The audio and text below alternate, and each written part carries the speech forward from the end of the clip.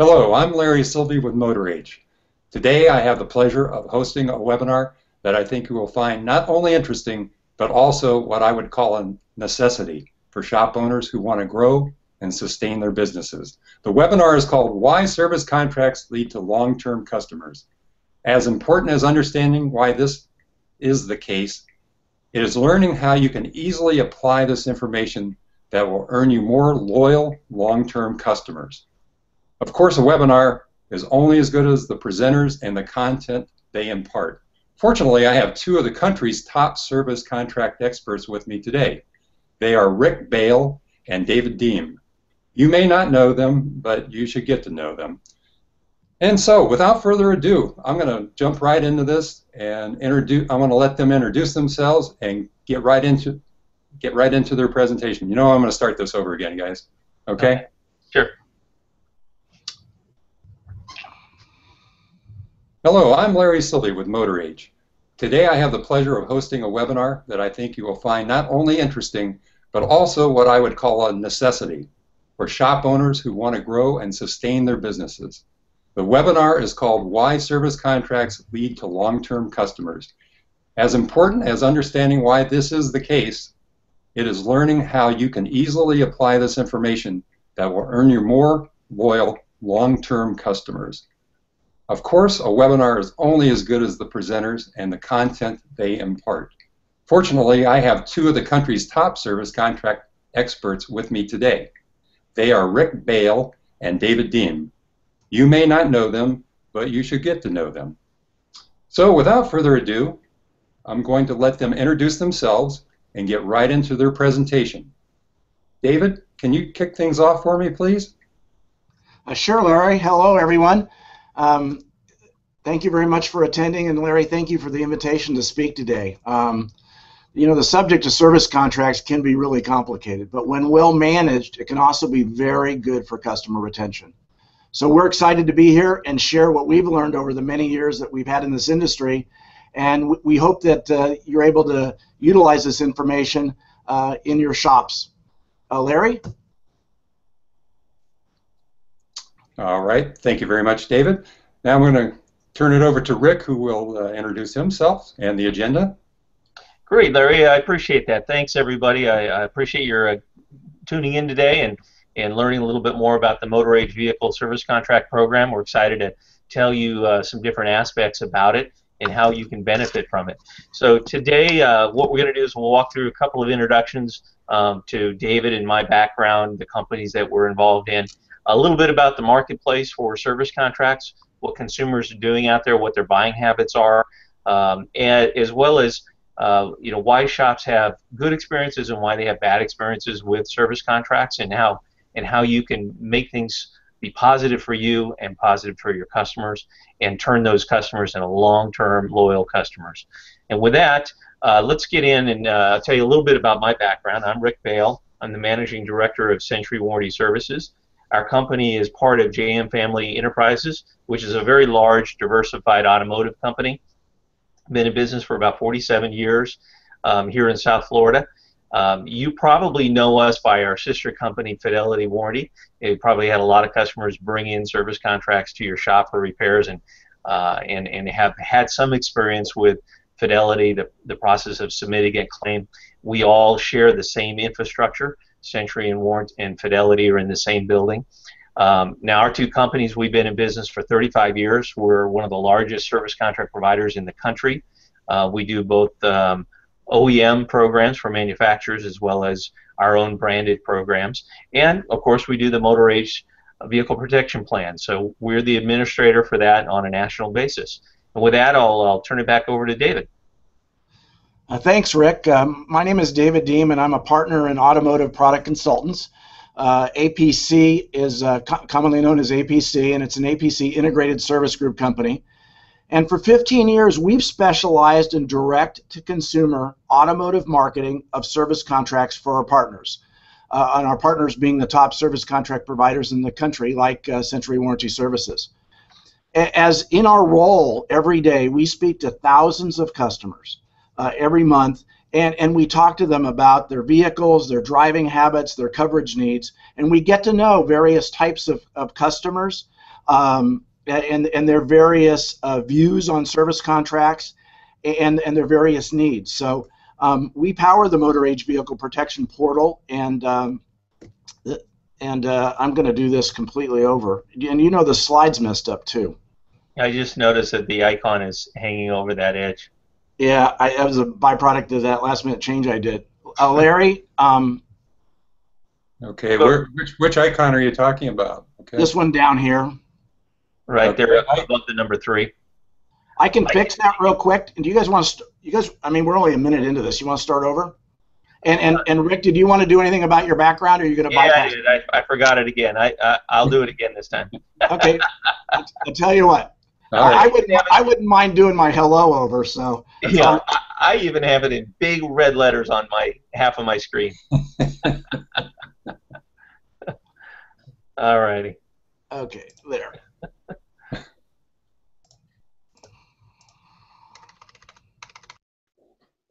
Okay, save that. We're back here. Go back to slideshow. Go back to the beginning. I'll flip up my hello everyone script. Larry, is there a way for me to know when you have switched the screen, the broadcast screen, to be me instead of David, and vice versa? No, I don't think so. Okay. No. That would be a nice feature, though, where you had another subset of cubes that you could see what's going on.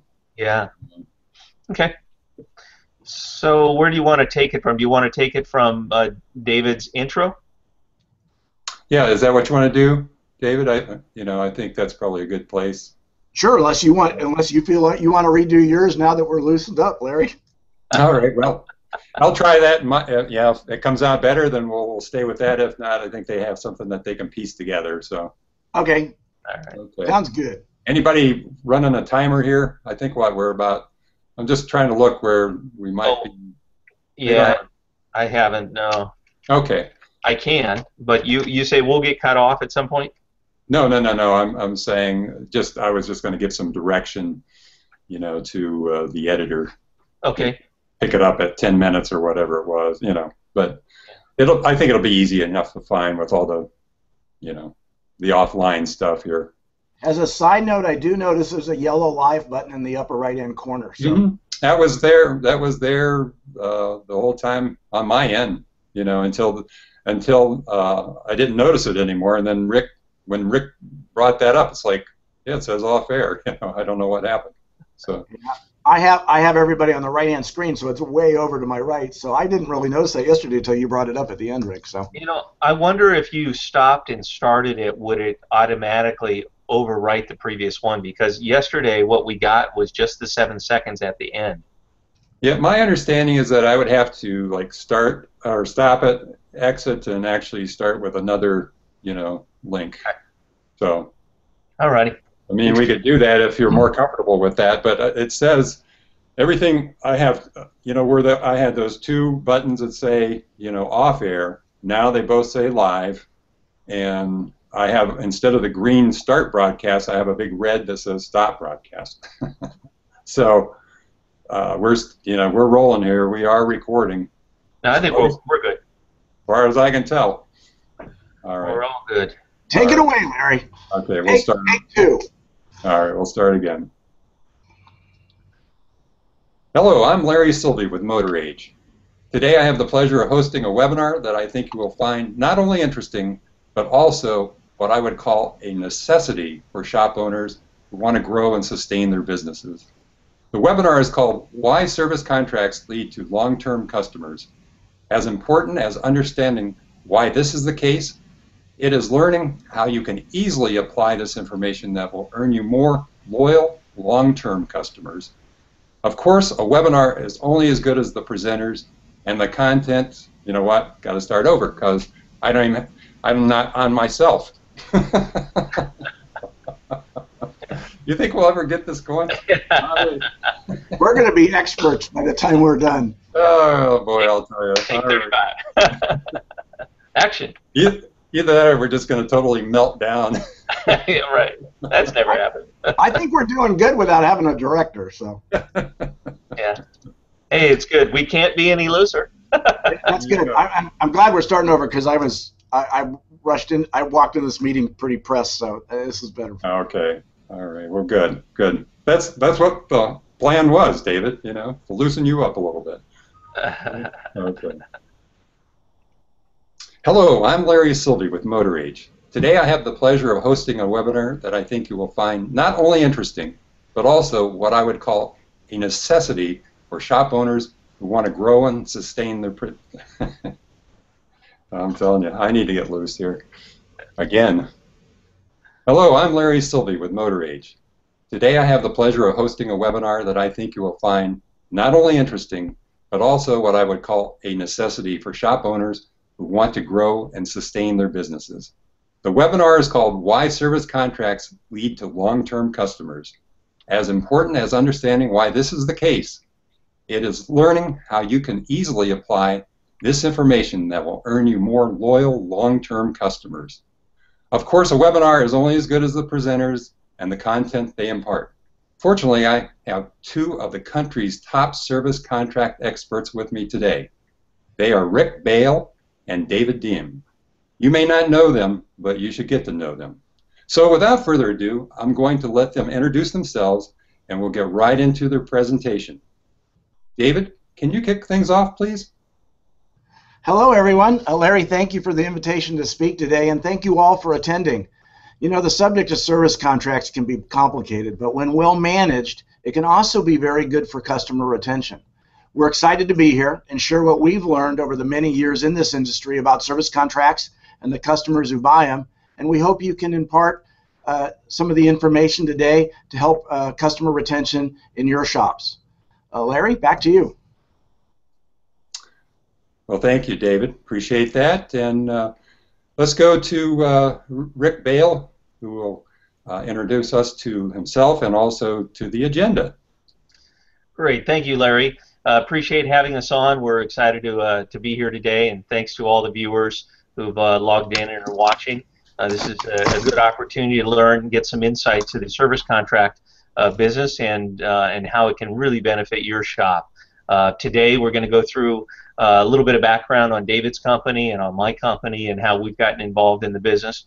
A little bit about the marketplace and consumers' behavior, what they're doing with service contracts, what makes them buy, what makes them not buy, and how you can ensure that you can have a good experience in your shop when people come in with service contracts. So we'll share a little bit of the good and the bad and how you can navigate for the best course, and as well as how to turn customers into really good long-term loyal customers that you'll see benefits for years to come. So with that, my name is Rick Bale. I've been in the business now for in automotive for almost 35 years myself.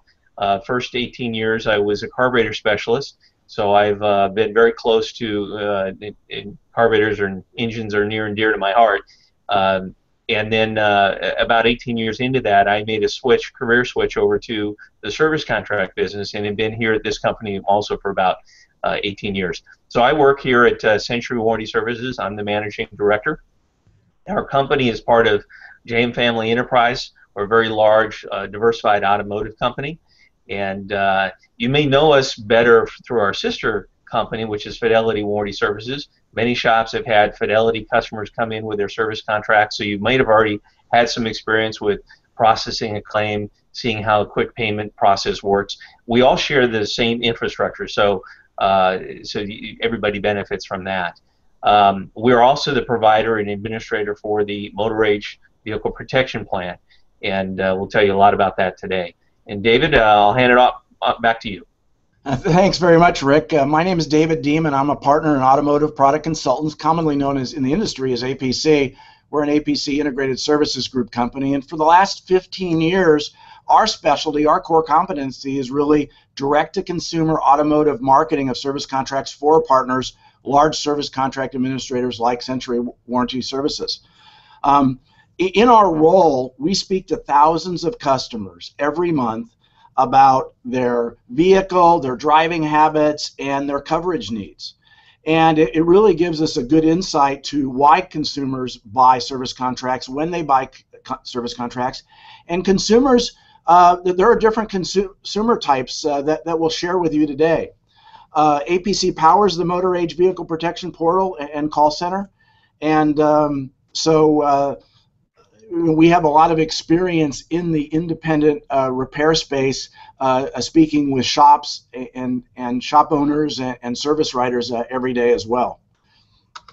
The service contract marketplace is pretty interesting, actually. It's, you know, on average, approximately 65% of your customers don't buy a service contract along with their vehicle purchase or their vehicle lease. And this doesn't mean they're not buyers. It just means that they didn't buy that day. And it's for a variety of reasons. Many will wait to buy till their vehicle's older. They wait until they settle into the new vehicle purchase, and they may buy early. Many customers will, maybe purchased a vehicle from a private party, so a service contract really wasn't available along with that vehicle purchase. Some just didn't want to spend more time at the dealership that day. They'd already spent a couple hours test driving the car and getting their loan paperwork done, and so they were just anxious to drive home.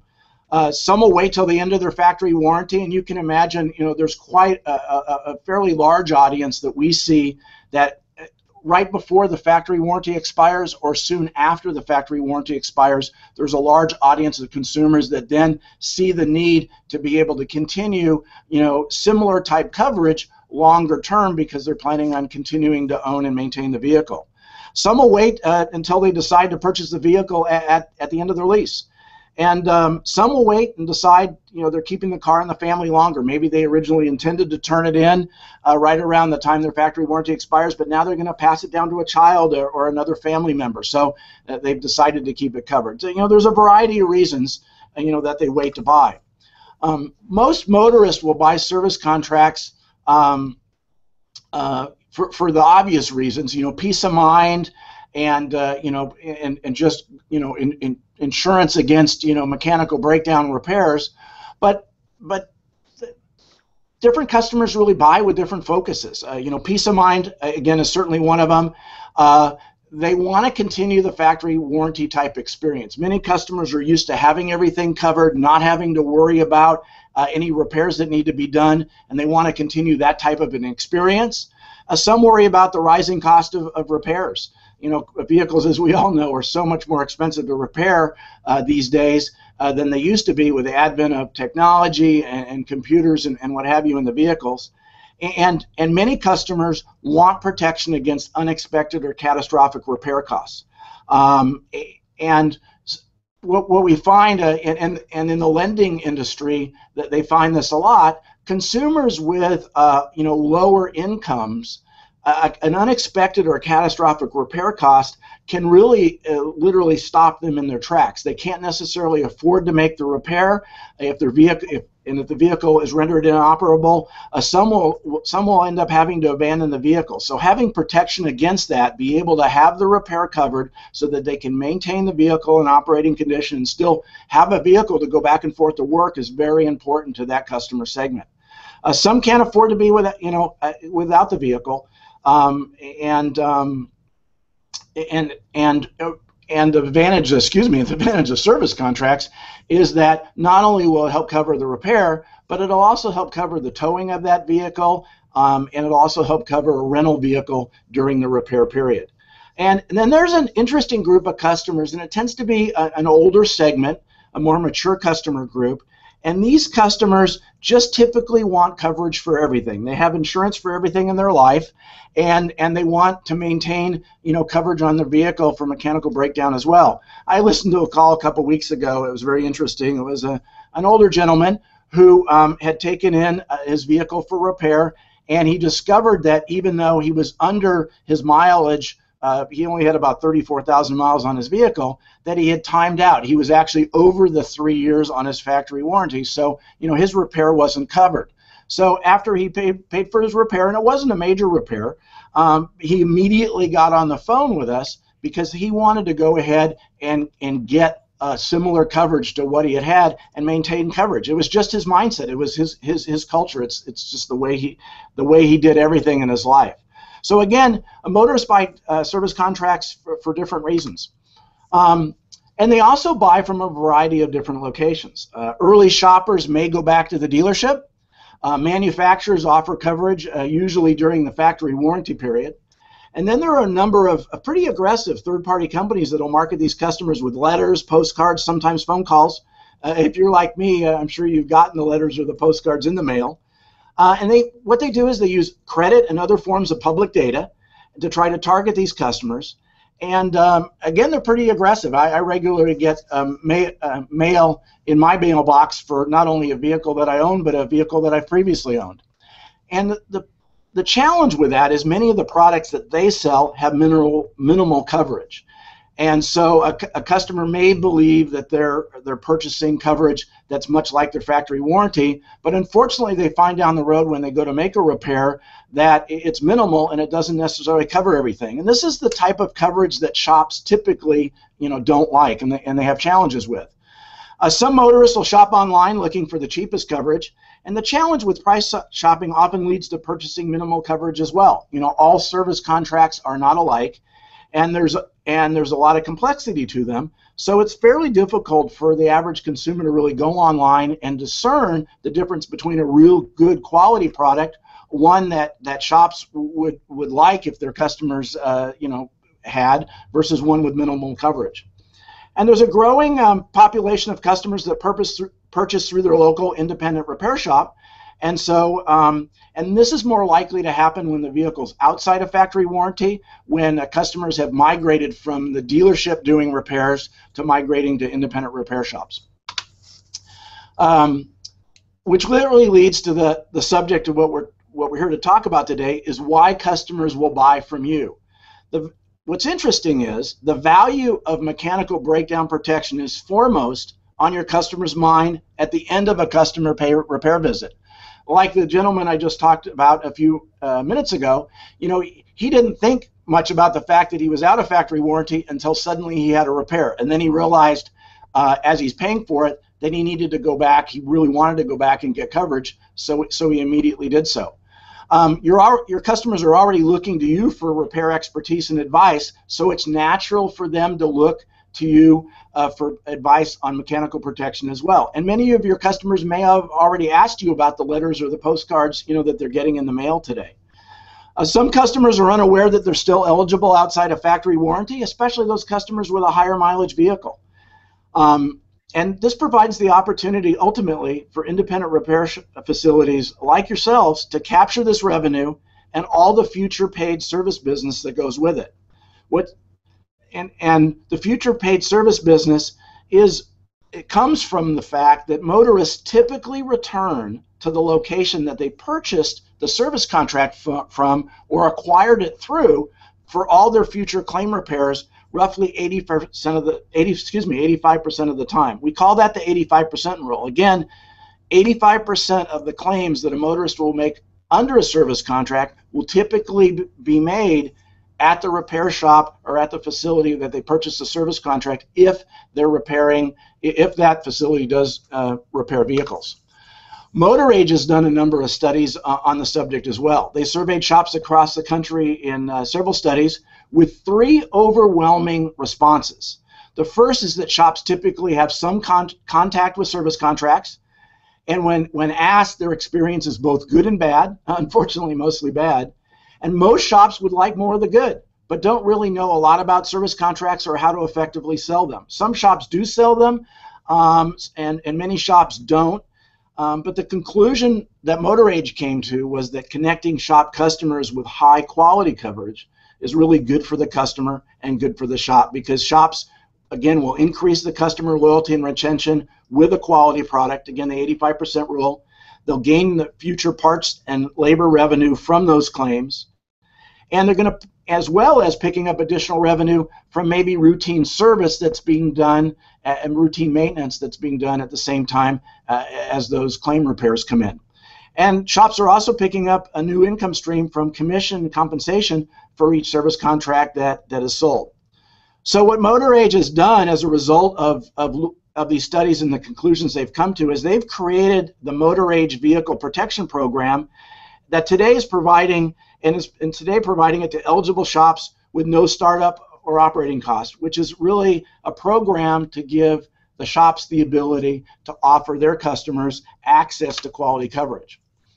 It's interesting that your customers will fall into really three key customer groups. Target group one would be customers with vehicles that are still inside a factory warranty, and this is probably a smaller group than group two. Group two is the largest of the three groups. These are customers that are with vehicles that are coming to you for service that are outside of factory warranty.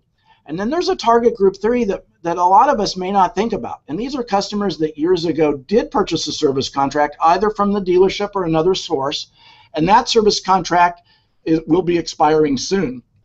And obviously this is a customer group that, since they really felt that it was important to purchase a service contract to begin with, they're a group that has a high likelihood of wanting to buy coverage again to continue coverage from mechanical breakdown as long as they own that vehicle. Ultimately, if you think about it, the perfect opportunity stands before each of you every day. While a customer is standing at your counter paying for a repair, it's really the ideal moment to introduce them to quality coverage. And all you have to do is really start a conversation.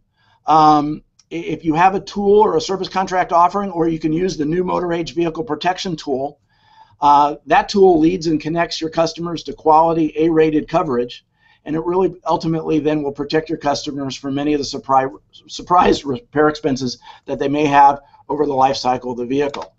We'll give you a little view of how the Motor-Age portal works. It's a warranty evaluator and referral system, and what it is, it's an online tool. It sits on your desktop. It's always at your fingertips, and it's a way for you to start a conversation and build value with a free factory warranty consultation, really evaluating is the vehicle in or out of factory warranty and what the coverage needs are. And it just creates a dialogue with each coverage about their risks once their factory warranty is expired or if it's already expired. And then it provides your customers with access to A-rated coverage with no waiting periods. And it also offers them affordable 0% payment plans so that it makes it affordable to get good quality coverage. And ultimately, shops have a choice, and some shops do it different ways. They can either refer them to the Motor-Age toll-free hotline for assistance, or they can actually quote them with a portal on the spot. There's a printable brochure and quotes from any printer at the shop, and the quotes are automatically fed to the Motor-Age team for follow-up with the customer so that an experienced group of service contract professionals can really discuss all the details with your customer on their coverage needs and which plans, what each plan covers to best fit a plan with the customer's vehicle and their driving habits. And then there's a built-in incentive program for all your service riders that drive results. The Motor-Age portal is actually powered by APC, so we have a lot of experience with it. And they're providing it to eligible shops with no startup or operating cost because they really feel that it's important to be able to provide you a tool at your fingertips so that you can direct your customers and get them referred to quality coverage. And in the portal, there's 4 referral options. There's really 4 different levels that shops like yourselves can use the portal. And the reason that 4 different levels were built is in the shop surveys, they found that different shops had different interest levels in how involved they wanted to get in the service contract process or how much time they had to get involved in the process. So level 1 is just really using it as a tool to start a dialogue and push a button and provide your customers information so that they can go ahead to the hotline specialist that will help them with all the details. More shops will take it to at least level 2 and use it as a referral tool. They'll enter in the basic VIN and miles of the vehicle. They can help show the customer a warranty evaluation and show what the customer's risks are and what their needs are, and then direct the customers back to trained coverage specialists and set up coverage specialists to actually follow up directly with your customers with all those details. Some shops want to take it further and actually provide a quote to the customer. They have the ability to provide a quote for the different coverage levels and the different payment options. And then some shops say, look, if you give us a simple tool like this, we do want to sell it. It's just we've never had this tool before. And so shops are excited about using it, and they'll actually take it to level 4, which is taking it all the way through a sale. we'll give you a quick view of how the Motor Age portal works. Every shop that enrolls gets a simple email login, and from there your shop identifier will be here in the upper left-hand corner of the screen, and all you do is click Warranty Evaluator to start with each customer, and you're in.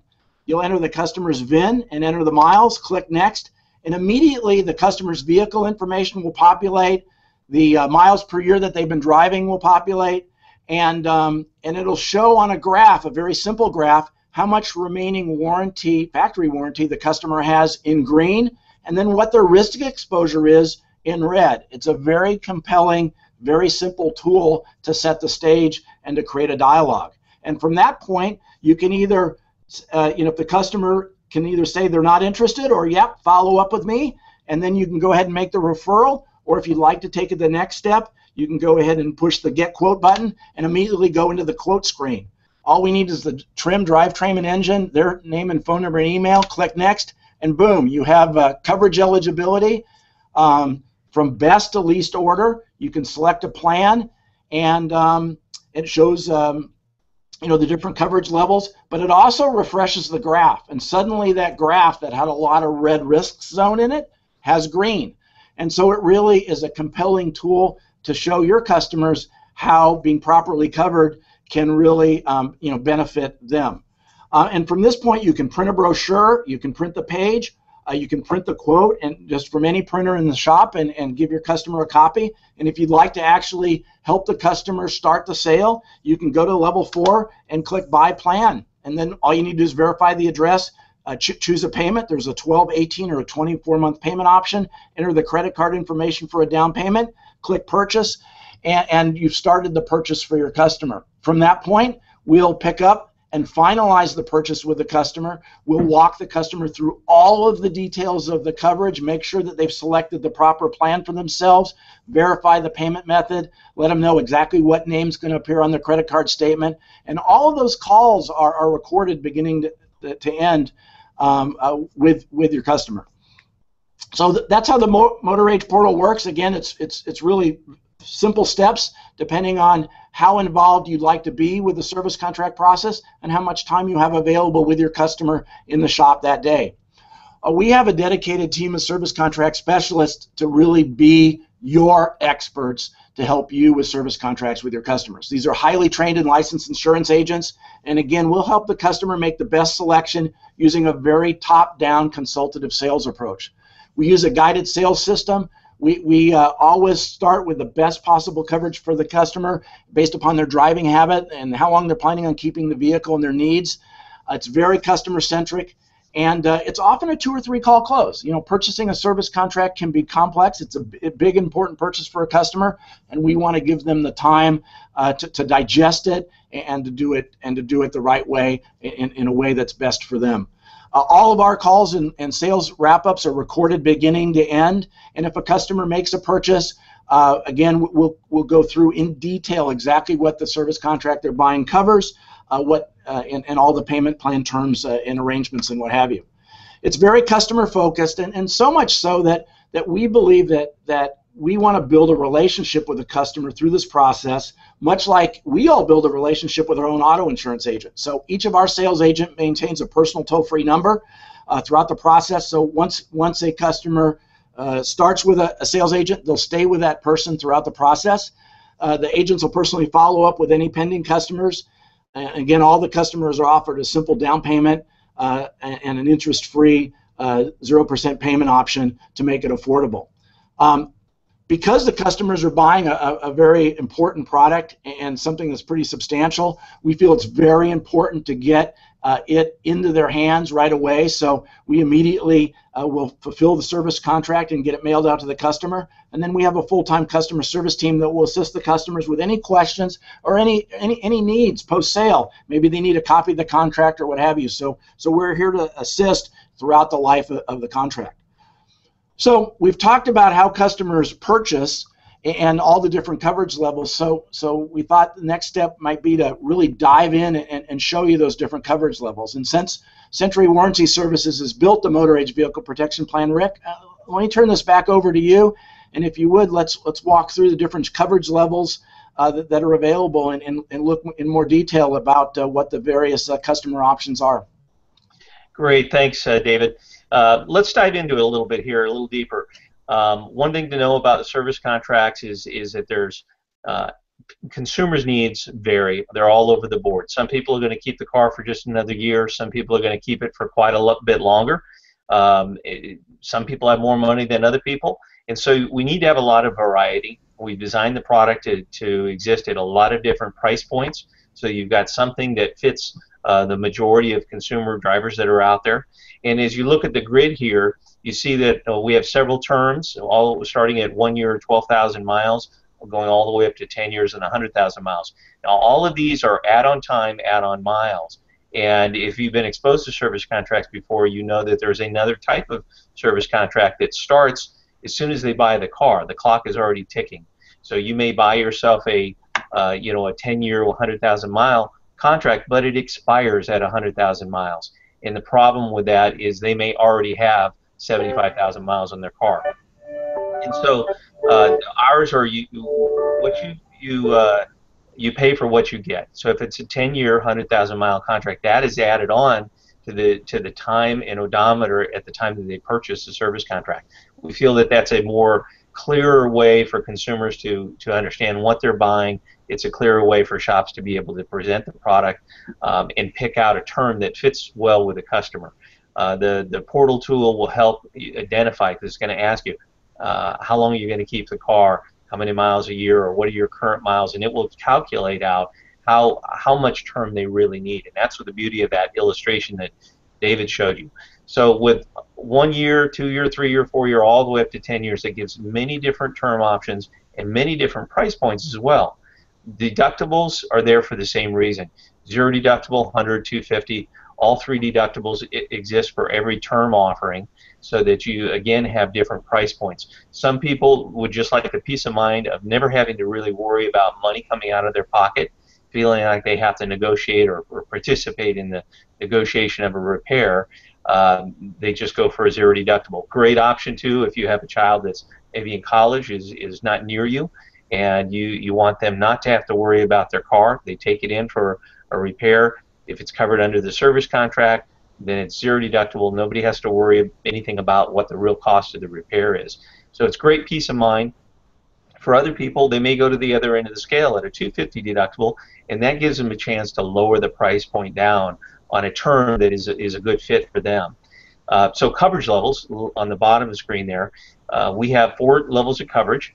We start at the top at premium care. This covers virtually all the mechanical components and electronic components, the luxury electronics, nav systems, stereos, all the switches on the vehicle. So this is a very comprehensive coverage and gives the greatest peace of mind. Other people are looking for a lower price point, or maybe they really just care about covering them from catastrophic breakdowns like the engine or the transmission going bad, which are very expensive out-of-pocket type of repairs. And so this gives us the ability to have a price point for the majority of consumers. And you see that our eligibility for the contracts, we can go from a brand new car all the way through to 140,000 miles and up to 10 years old. So again, this covers the vast majority. Let's go ahead and go on to the next slide. One of the reasons why shops really do prefer to use the Motor Age Vehicle Protection Plan is because it's so easy. It's easy to offer. You've got a great tool to be able to show an illustration to the consumer so that it provides a compelling story. The quality of the coverage is excellent. The company behind it, I'll tell you a little bit more in the next slide about Century Warranty and the depth that we have financially. Our contracts are designed with a no waiting period, and there's no pre-inspection to buy. Obviously, we don't cover pre-existing conditions, but if a person buys a contract today and next weekend their engine goes out, that would be covered by the contract. At all coverage levels cover that. So we believe that for customer service, for the best customer service experience, you do need your coverage to turn on as soon as you pay for it. The no pre-inspection, so we set the eligibility for vehicles, and that way we fit the largest group of your customers. The claims process is easy. I touched on that earlier, that we share the same customer service infrastructure as Fidelity Warranty Services. If you've used that, then you know it's very easy to call in your repair. Our claim analysts are using the same national time guides that are used in shops, ALLDATA, Mitchell, and so they're looking things up the same way you are, and they're looking up the same kind of parts that you are. And so we pay MSRP and parts. We feel that your ability to get the markup it should not be hindered by the service contract, because that will lead to a poor experience for you, in which case it would be a poor experience for the consumer. So we pay MSRP and parts, and we pay your posted labor rates. So that way, we have different specialties, right? Some repair shops specialize in transmissions. They will charge a different hourly rate than a general repair shop. And of course, no two shops are the same. So we pay the posted door rates. Again, it's designed to be a very good complimentary service for you and a good experience for your customers. Now, in the bigger repairs, we'll dispatch an inspector to come out and verify that the vehicle is truly broken down, and that an engine replacement or rebuild or transmission rebuild is necessary. The smaller claims, we don't tend to use inspectors. It just doesn't make economic sense. And so that is supposed to be also an easy process. The inspectors get dispatched the same day. In fact, as you're talking to the claim analyst who's going over your repair with you, they will know from our system whether or not an inspector is needed, and they will dispatch it right at the end of the call. Most of the inspectors can get there within a day, sometimes on the second day. It kind of depends on how far away your shop is from a larger populated area. More rural areas may take a little longer to get to. So again, it's a very easy process to use. The payment process is even easier. Years ago, because of the size of our parent company, we have our own credit union here at our locations, and that has led us to be able to have access to the credit card system so that we can issue a temporary credit card number for the purposes of paying a claim over the phone directly to your shop, as if we were the customer. So you don't have to wait for your payment. As soon as your repair is wrapped up, then you would you would fax in your repair order. Our payment guys will basically quickly compare the repair order to the repair that was authorized. If everything matches up, they will simply call the shop and pay the final bill right over the phone. So it's very fast. None of this 30-day, 45-day waiting for a payment. If a customer has incurred a claim payment, like a rental car. So we provide rental cars on even same-day repairs. So if somebody needs to get to work and they need a rental car, but they're just having an alternator repaired that can be done in the same day, we still will offer rental cars for that. It's covered under the contracts. So sometimes the customer incurs the rental car costs themselves rather than it being run through your repair order. And so we will cut a check directly to the customer and take care of them that way. So the reason that we are like this, and that's part of our culture to provide a very good experience, is because we feel that is the way to retain our customers, and it's the best way for shops to retain their customers. Century Warranty, we along with Fidelity Warranty, we were established back in 1977. We're one of the largest independent service contract providers in the country. We've got a little over $1.5 billion in the bank in cash and reserves for future claims. That's important to know. If we were to stop selling service contracts today, we have enough cash and reserves to pay claims for well past 10 years, our longest term contracts, into the future. We've sold almost 35 million contracts to date since we opened in 1977, and we have almost 10 million contracts that are still in force, haven't expired off. So we've got a huge operation in order to support all of those consumers with their contracts, and we have about $22 million a month go out the door on those credit card payments, reimbursing shops and consumers. So, David talked about the 85% rule.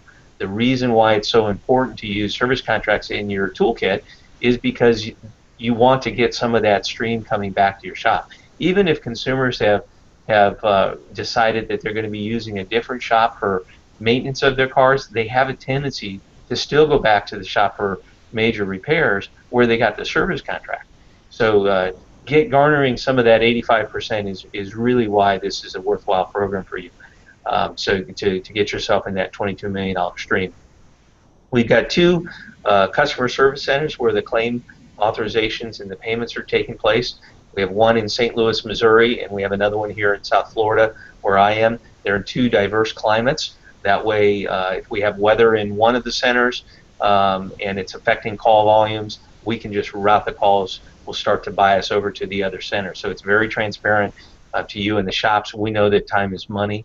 You need to be able to get on the phone and get off the phone, get your answers very, very quickly, and that's how we operate.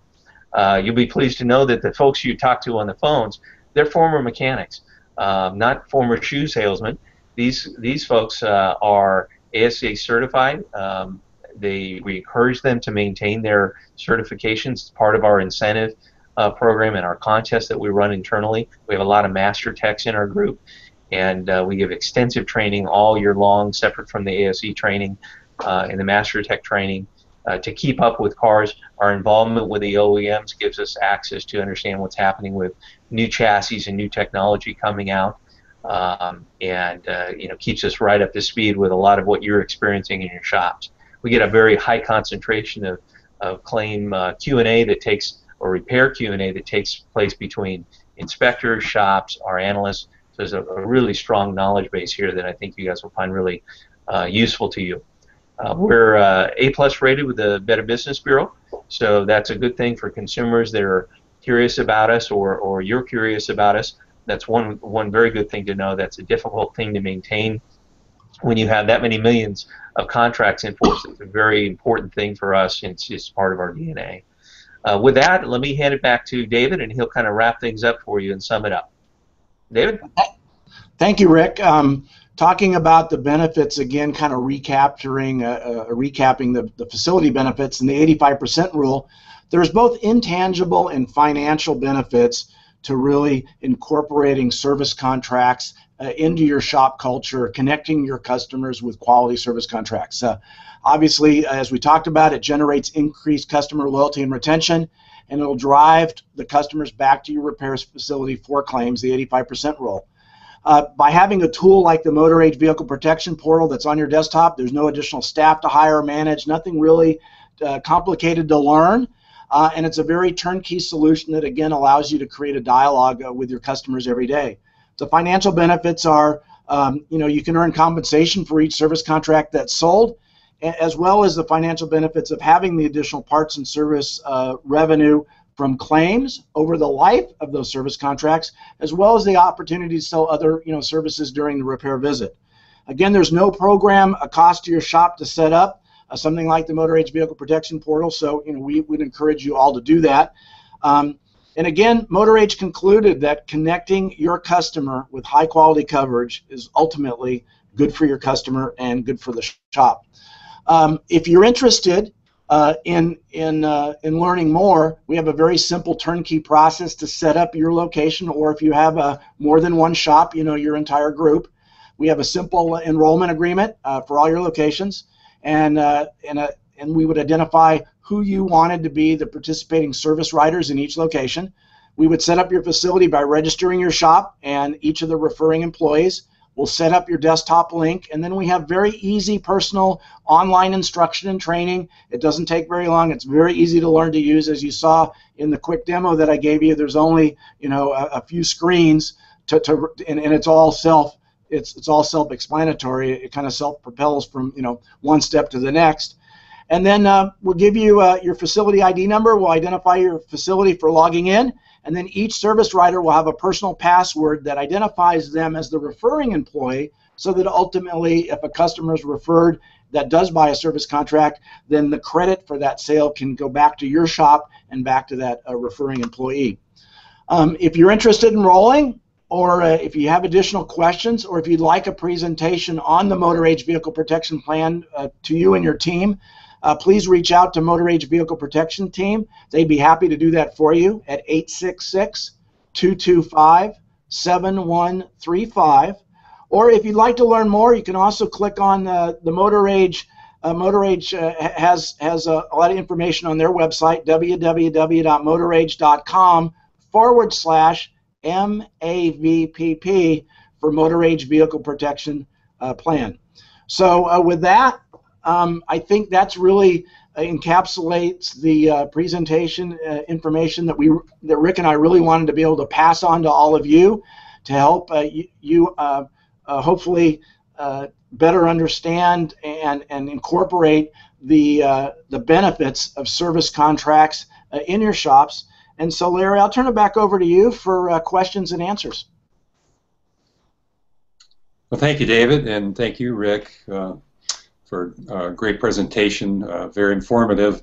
And while this has been going on, we have received some very good questions from our audience. And I'm going to pick a few of these and ask you to answer them. First one, I see the value in offering service contracts to my customers, but really don't know enough about service contracts to be comfortable with selling them. How can the MotorAge portal help me overcome this fear? David, can I ask you to answer that? Sure, Larry. That's a great question. As a matter of fact, that's one of the questions that MotorAge saw repeatedly in some of the surveys they did. The MotorAge portal, again, it's a very simple desktop tool. So if all you want to do is connect your customers with quality coverage and start a conversation and refer them, then you can just use the portal to really take it to that first step and to go ahead and do that. If you'd like to get involved in a little bit more of the conversation with the customer, maybe show the customer some quotes, print out some information for the customer, then you can use the portal for that. And then there are some shops that, again, really are interested in selling service contracts, and they haven't necessarily understood it up to now or had the really good tools to do it. But with the MotorAge portal, it's a very simple process. So they can actually lead the customer all the way to the beginning of a sale and a down payment on a service contract. And regardless of what level that you would like to take this to in your shop or how much time you have in your shop with a customer that day, we have an entire experienced team of service contract experts behind the scenes that are really here to help the customers with all the complex details, related to service contracts. So the portal was designed as a very simple desktop tool backed by a very experienced team. So Larry, I hope that answers that question. I'll turn it back to you. I think that's very, very thorough. Thank you, David. Here's another one. In fact, Rick, I'm going to ask you to answer this. How about a specific example regarding when an inspector would be needed to be sent to a shop? Okay. Yeah, that's a good question. Obviously inspections exist to cut down on fraud. You sell a lot of contracts, eventually you'll come across somebody trying to pull some shenanigans. So we have an inspection process. We've learned over the years that too much inspection really doesn't help the economics and can be annoying. So we found a very good balance. Typically what will trigger it is a high dollar. So we've gone over a threshold. But more commonly what will trigger it is multiple claims at the same time on the same visit to your shop. So that's a rare occurrence. Doesn't typically happen with cars that you have multiple kind of diverse assemblies on the car breaking at the same time. That can sometimes be an indication of fraud for us. And so the inspectors are dispatched, and it's as I mentioned earlier, it's a fairly simple process for the claim inspector to come out. Does that answer the question for you, Larry? Oh, absolutely. Thanks, Rick. Here's another one. I think actually this one would be another good one for you, Rick. I guess I would call this a piggyback question on the other question you just answered. We have a shop owner wondering how long it takes for an inspector to come out. Okay. We talked about this a little bit, and typically your inspector will arrive the same day if you're calling in to claim early. During the day, they'll be out that afternoon. Sometimes if it's a super busy day, or maybe you're in a more rural area where shops are spread apart, more than they may come out the second day, but typically it's done in the first and second day. Again, we realize that is it's a customer service point for shops. They need to get through that process very quickly. Customers are typically taken care of because under covered repairs, they're in a rental car anyways, and they've gone about their business. But for a shop, you've got a car that you can't work on until you get through that inspection. So we're only inspecting maybe 1 to 2 out of 20 cars. So it's really not a super high frequency thing. But typically they'll be done within a day. All right, Larry? Yeah, very important stuff, Rick. Thanks. Paying for a claim is on someone's mind in terms of how fast claims are paid. How about that, Rick? Well, claim payments are very easy. This in the last 10 years, because of the way technology has gone, we've developed a really fast process for doing claims. So I'm glad I get to kind of elaborate on that. In the old days, you'd have to fax in your repair order, and then we'd have to mail out a check. Today, you would fax in a repair order. The same day that we're receiving the repair order, it's being reviewed, and the claim payments are made the same day. So typically, used to be we would make sure that checks were mailed. As long as we got the repair order by 3 o'clock Eastern Time, we would mail the check the same day. But nowadays, things go even faster than that. We can take repair orders later in the day and still call out a credit card payment to the shop. We make the payment simply by calling the shop, reading our credit card number over the phone, just like as if we were the consumer. So it's really a very, very simple process for the shop. All right. You're definitely talking their language. And Rick, while I'm on a roll here with you, I'm just going to stay with you for this, what will be our last question, but a very important one. Okay. Okay. A shop owner wants to know how much is paid on a claim. Well, your claims are made up of parts and labor, and so we will use just kind of standard national time guides. Mitchell, ALLDATA are the most popular ones that we use because they're the most popular what shops are using. We have some OEM manuals as well that are often used, and that way we're landing on the same timing that the shop is landing on. And so that process has gone through, and then in terms of the labor rates that we're paying, we pay your posted labor time. So since we have so many claims and so many contracts in force all over the country, we know what the average labor rates are around all the cities and even in the rural areas. So it's very easy for us to tell if something is reasonable. But our goal and our internal policy is to pay the door rate that the shop is charging. Of course, on parts, it's MSRP. We don't do it at what sometimes they call a warranty rate, where your parts are only marked up by a very small percentage. We don't feel that is a good way to keep your shops happy. And if the shop isn't happy, then it's not going to be pleasant for the consumer.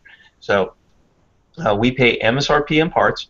We have access to standard parts pricing guides from all over the country, the standard aftermarket ones, as well as we have OEM MSRP part sheets. You don't have to use OEM parts. You can use aftermarket parts. So again, that's part of that culture of being repair shop centric. We think that's very, very important. If it's good for you, then it'll be good for the customers. Larry? Well, again, Rick, you are definitely talking the language, of shop owners. Very good. Thank you so much. And I want to thank you, Rick Bale, again, and David Diem for your time today, and also, your valuable insight into customer retention with the use of service contracts. Thank you so much. I guess the bad news is that this webinar is actually ending because there's just so much good information in it. But the good news is that Rick and David have agreed to enlighten us on some other pertinent service contract topics in the near future. Please watch your inbox in the coming weeks for announcements about additional webinars featuring these two experts. Thanks again, Rick and David, and thanks to all of you who have joined us today. For Motor Age, this is Larry Silvey.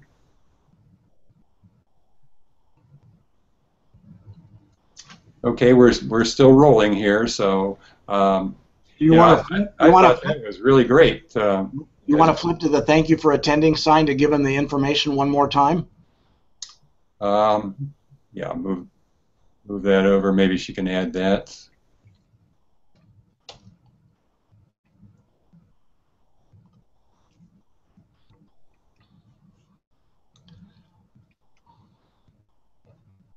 Okay, we'll just leave it like that until there was some little 2-second piece of music that came out of nowhere on what was it, the coverage level slide.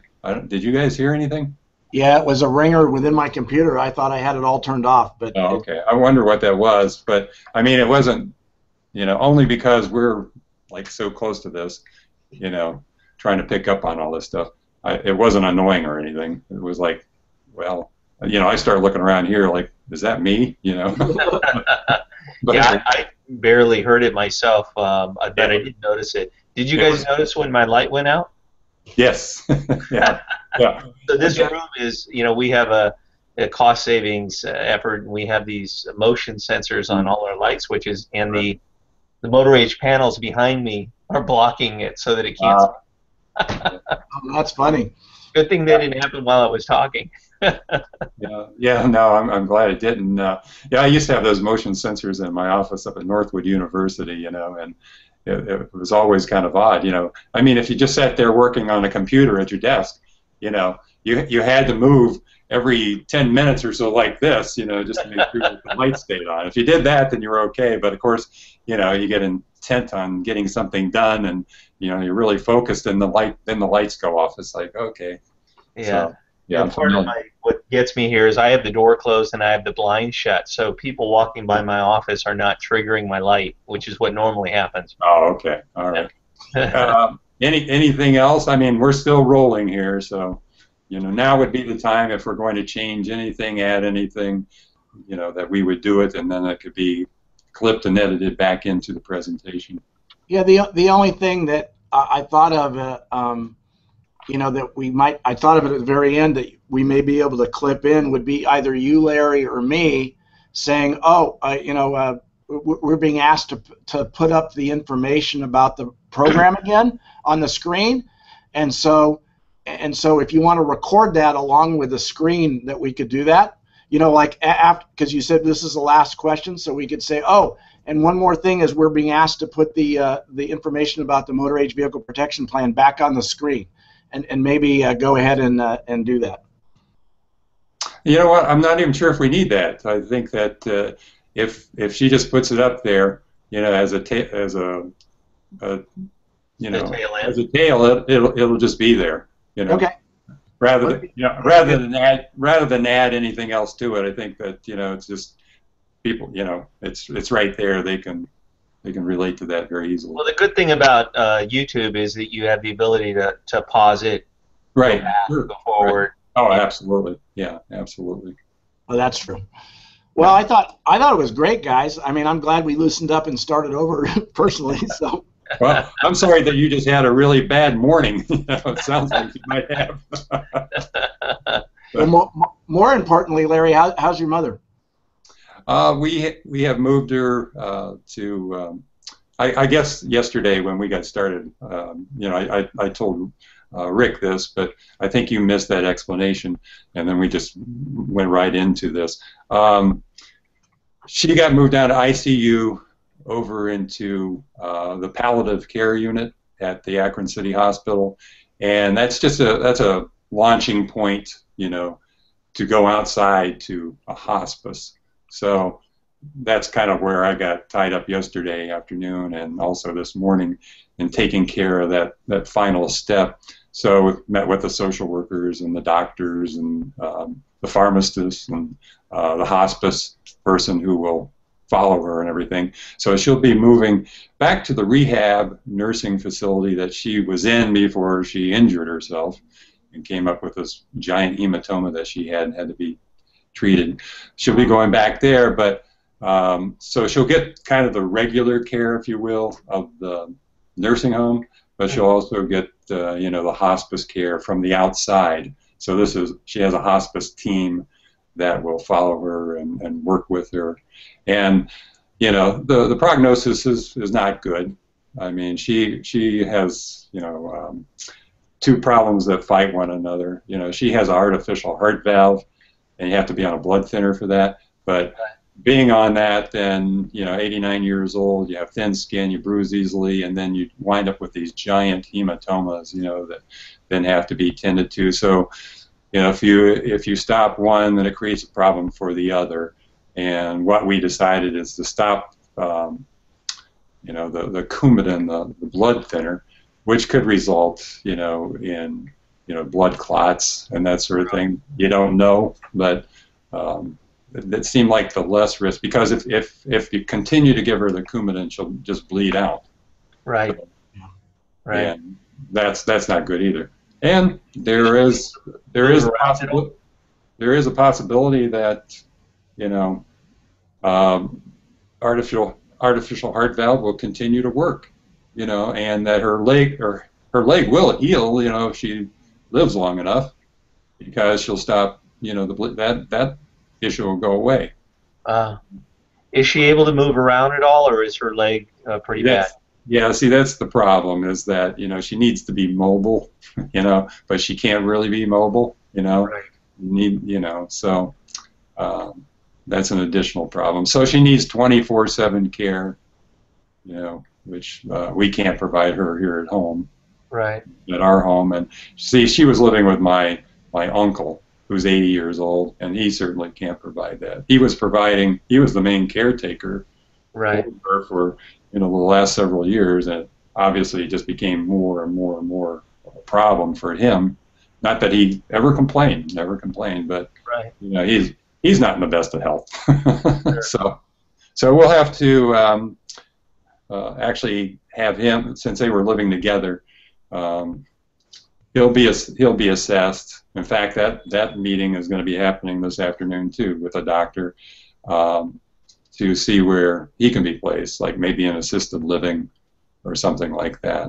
So, or maybe in his own apartment with some assistance from the outside, with meals and so on. So that'll be up to the Center for Senior Health to make that determination. Right. And they're very good. It sounds like you're nearby. Are you pretty close to your mom? Yeah, just a couple of miles away. So, so we had my uncle obviously living with her, and then of course, we were visiting on a regular basis. And then when anything big came up, it didn't take long to get there. Right. Right.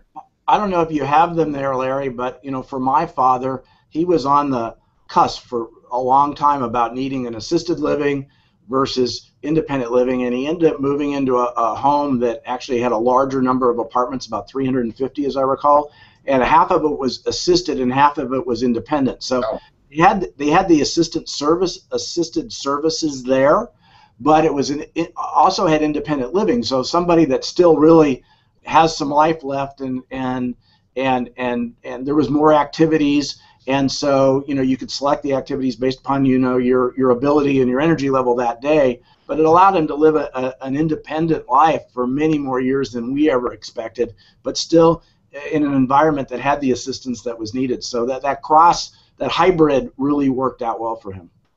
Okay.